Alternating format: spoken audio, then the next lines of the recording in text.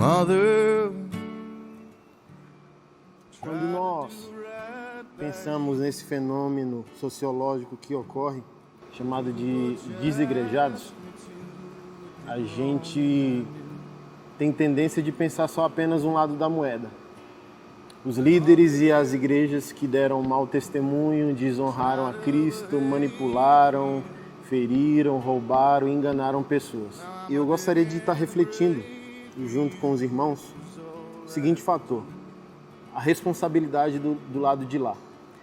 A cada ruptura, a cada rompimento, nós vamos adquirindo maus hábitos.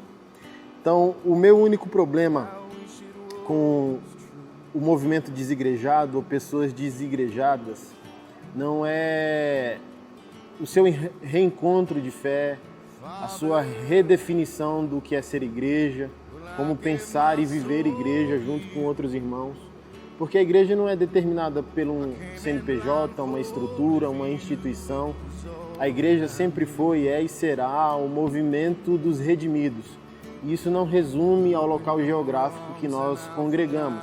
Isso resume a conversão, santidade, dependência, fé na totalidade das Escrituras. Mas qual o meu problema? Quando nós não temos um pensamento totalizante, nós firmamos o pensamento só numa via. Com essas rupturas, geralmente os irmãos vão deixando coisas importantes para trás, vão redefinindo a fé de uma maneira que coisas de extrema importância, que não deveriam ficar para trás, ficam para trás. O peso dos termos, nada daquilo que foi celebrado historicamente passa a ser celebrado, porque é como se fosse a necessidade de nós pensarmos atualmente o que é ser igreja, mas esse pensar atual em como ser igreja não poderia deixar nada de histórico e de importante para trás. Então eu questiono muitos irmãos. A reinvenção do local congregacional é uma possibilidade. Você pode fazer e ser igreja em qualquer lugar. A definição bíblica do que é ser igreja, e isso acompanha todos os termos, o peso dos termos, o peso daquilo que saiu da boca de Deus. Então, geralmente, os movimentos pós-igreja ou pós-denominacionais, por causa das feridas que carregam, às vezes feridas reais, mas tem pessoas que autorizam sua carnalidade a partir desse fenômeno. Então, tem pessoas que a igreja feriu bastante, mas tem pessoas que são indesculpáveis, porque pegam carona nesse fenômeno e desculpam sua carnalidade ou o seu modo de vida agora libertinoso nessas incongruências da igreja e da liderança da igreja. Então o que é bíblico jamais pode ser redefinido.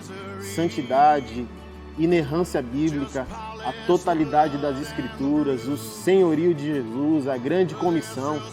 Então, geralmente, os movimentos desigrejados celebram uma graça e uma liberdade negativa, que declina, que não aproxima o cara de Deus e nem atrai a presença de Deus para novas obras, para obras maiores, assim como Jesus comissionou. Então, uma coisa é fato, Jesus nunca nos decepciona, a nossa conversão não depende da igreja. A igreja aperfeiçoa a nossa conversão, mas não é ela que celebra a nossa conversão. Então, por mais que a gente tenha empecilhos à beira do caminho, a nossa nova reflexão sobre o nosso conceito de ser igreja, ela não pode ferir nenhum absoluto bíblico.